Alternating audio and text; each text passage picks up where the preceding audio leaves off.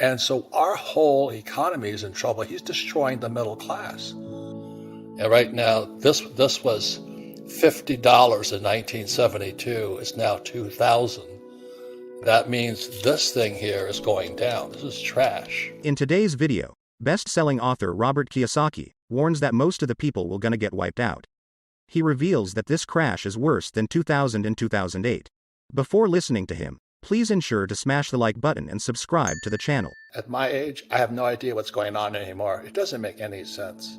Why did they open up the border and fentanyl pours across? Why did Biden cut off the Keystone XL pipeline? But I think this is the biggest problem facing America today, is this thing here, is our pension crisis. Our pensions are empty. And so I've been writing about this for a while. So we got, the Chinese spy on us all the time. They send students. As you and I have talked about, is my gold mine in China was taken. I took the gold mine public through the Toronto Stock Exchange. And as soon as we struck gold, the Chinese took it. But we don't do anything.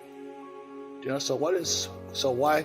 They could have set one of these things up and shot down the balloon. But what are we doing? So why are we only talking about this now? Is it to distract us? And if so, from what? I suspect that, but I hate to say this, I have 2 tours in Vietnam as a U.S. Marine. I think we're going to war. That's the worst case scenario, this Ukraine-Russia thing, and, Biden's dealing with China and all this. There's something really nefarious, that you and I will probably never know. And, my friend Donald Trump, we wrote 2 books. Donald and I wrote 2 books together. He was very much against China. And Biden is very much pro-China, he and his son Hunter, plus the Ukraine, plus Russia. So I'm not political, as you know, but I don't listen to what Biden says. I listen to what he's doing. And what he's doing is disturbing. It's very, very disturbing. And anybody who's ever been to war, like what's going on in the Ukraine, I feel for those people. Ukraine is the most corrupt country in Europe. So I don't know what's going on there either, but I feel for the civilians, who are getting pounded there. My concern is, Daniela, that they throw around words such, we could have a limited nuclear war. Oh, give me a break. In 1962, I saw an atomic bomb go off because I grew up in Hawaii, and they exploded a bomb on Christmas Island in 1962. Atomic bombs are not funny. They're destructive. So anyway, it's a frightening time, Daniela. It is. And when you say you're concerned that we're going to go to war, with whom? Against who? I don't know. That's what I mean. And, I'm just, I listen to the media like you do. How come the FBI took so long to find, they still haven't found Hunter's laptop. I don't even know that. And how come Hillary did the same thing and they take down my friend Trump? I really don't understand what's going on. I'm perplexed. But Danielle, the good news is this. This is a gold eagle, this silver buffalo, and this stuff is fake. So the good news is they stay with the gold and I stay with silver. Because this is international money. This is God's money. It was put here by God. You say everything will crash, including gold, silver, Bitcoin. Don't panic. I know you've said this, that you just buy more when there's crashes. But why? And then you had another one along the same line of thought. By 2025, gold at 5,000, silver at 500, Bitcoin at 500,000. Why? Because the faith in the US dollar, fake money, will be destroyed. Gold and silver, God's money. Bitcoin is people's money. Take care. Let's talk about a mic drop. So, why do you feel gold will crash? I like crashes. When that balloon back there, our friend George Gammon, he inspired him to hang a balloon back there. The balloon is what happened after 2008. And rather than fix the problem, Bernanke just pumped money into it. Then after COVID, they pumped even more money into it. So this economy is this huge balloon. And that's you and me hanging in that little gondola back there. And that's why they say, was it going to be a hard landing or a soft landing? Well, the balloon's coming down. And that's why I use those prices like 50,000 and 5,000 and all this. I want to inspire people to buy gold and silver right now. I want to get them off their butts and go down to the local dealer. And this here is an eagle. I bought the first one in Vietnam for $50. I still have that. It was a Krugerrand though. And it was illegal for me in '72 to buy gold. Imagine that. Illegal. I just smuggled that damn thing in. I still have that thing. I paid $50 for it. And today it's worth $2,000. All that means to me is this piece of toilet paper is coming down.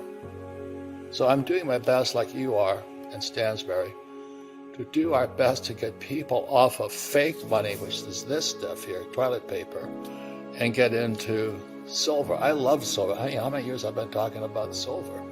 Because this is an industrial metal. It's burned with every EV, every solar panel and all that. This is burned up. I was just in Vancouver for the VRI, Vancouver Resource. What a great program that is. But this is going to be the hottest thing. This is the next. I'm a real estate guy, but this is going to be hotter than real estate next few years. Gold and silver. So and wait, one more thing. Everybody can afford one of these things. This is about $30. This is $2,000. Everybody can afford one silver eagle. The concept of crypto is absolutely absurd.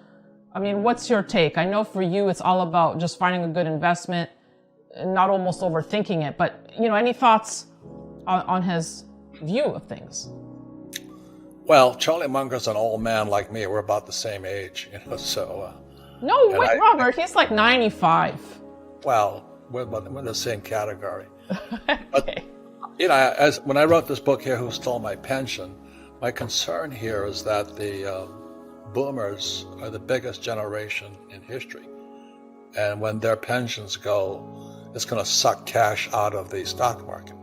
So Charlie would probably still say buy stocks. But the reason I like cryptos, not Bitcoin, is because of blockchain. And blockchain is an accounting system. It's more legitimate than the Fed or the Treasury or Wall Street. So Charlie Munger is in the Fed, Treasury, Wall Street crowd, and the younger generations, millennials and below, are in iPhone crowd. This is the most powerful tool I've ever seen. I still don't know how to use it because I'm an old guy. But this thing here is the most powerful tool I've ever seen in history. And there's more tools coming. But this thing here, this iPhone, I'm on that. I can call anybody in the world like that. It's amazing what can be done. So the younger generation is on this thing, while Charlie Munger is on, the Fed, Treasury, and Wall Street. Have you given any thought to artificial intelligence, Robert? Well, that's a generalized principle called ephemeralization. Ephemeralization is the ability to do more with less. And that's why I'm saying this thing here is the most powerful tool I've ever seen. So this is just a start, and AI is going to take it to the next level. So I agree with both of those guys. AI is going to replace so many people and bring so many changes. Yeah. It's like, look at Uber and a taxi. Who would ever dream Uber was possible? And I still have trouble calling an Uber taxi. I'd rather call it taxi. I'm so old, but the thing is, the acceleration of technology is called ephemeralization. And that's my concern, Danielle. We haven't seen anything yet because it just accelerates. Do you know what I mean? You get one invention. It's like when the car was invented and a whole new industries took off from it. But today, as I get in trouble all the time too. I said, buy tuna fish. And the reason I say buy tuna fish is because tuna is a derivative of diesel, and I own oil wells. So I know what's happening in the oil industry. So I look at oil, I look at diesel, I look at tuna. Inflation is not going away anytime soon, right? Like we were almost rejoicing, like, yay, the Fed is fighting it. Well, not so fast. It's probably going to be around for longer than we thought. It's definitely stickier. Your latest and up-to-date thoughts on this inflation fight? Well, what happened, one of the first things Biden did was he cut off the Keystone XL pipeline. And as you know, I own gold mines. I also own oil wells. I own anything the Fed cannot print. So when my oil wells, when Biden came to office, when Trump exited, I was selling oil at $30 a barrel. The moment the Keystone XL pipeline came offline, oil went from 30 to 130. Today it's around 80 or 90. But oil causes inflation. Then they added, COVID to the whole thing, and inflation went up. And that the ripple effect from that, the precession from all that high-priced oil, and our strategic reserve is gone. They're buying oil from Venezuela, of all places. I mean, this guy Biden's a criminal.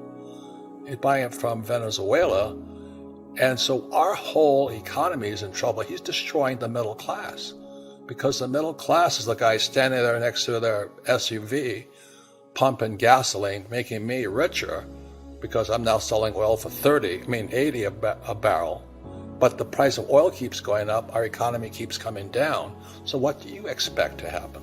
So there's a lot going on, and we just stay back again. Is that, why I love what you guys in Stansbury do, is we present the facts as best we can.